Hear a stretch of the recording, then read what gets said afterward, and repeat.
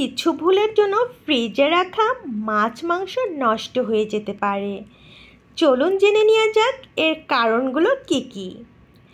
সাধারণত আমরা কুরবানির মাংস সারা বছর খাওয়ার জন্য ফ্রিজে ডিপেই রেখে থাকি।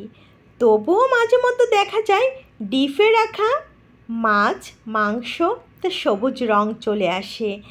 এগুলো রান্না করার পর এক ধরনের কোলেস্টেরল তেলের মতো গন্ধ চলে আসে।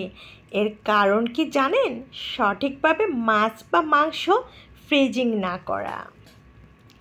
হ্যালো এভরিওয়ান, কেমন আছেন সবাই? ওয়েলকাম করছি সানজুর টুকিটাকি থেকে। আমি সানজিদা।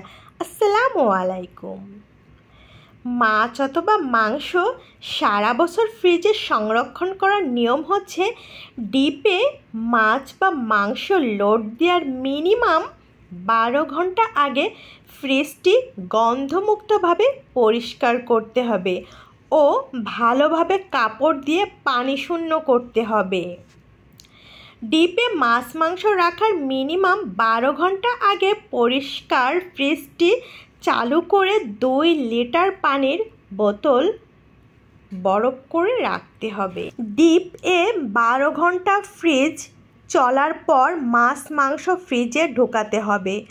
অবশ্যই ফ্রিজে রাখা মাছ মাংস ভালোভাবে পরিষ্কার পানি দিয়ে রক্তশূন্য ও ময়লাশূন্য করে তারপর ফ্রিজে রাখতে হবে, নয়তো এই রক্ত ও ময়লা থেকে ছত্রাক জন্ম নেবে। আর ছত্রাক হলে বেশি দিন মাছ মাংস ফ্রিজিং করলেও ভালো থাকবে না। সব থেকে ভালো হয় ডিপে মাছ মাংস রাখার আগে লবণ হলুদ গুঁড়ো মেশানো পানি দিয়ে মাছ মাংস ভালোভাবে ধুয়ে তারপর ফ্রিজিং করবেন।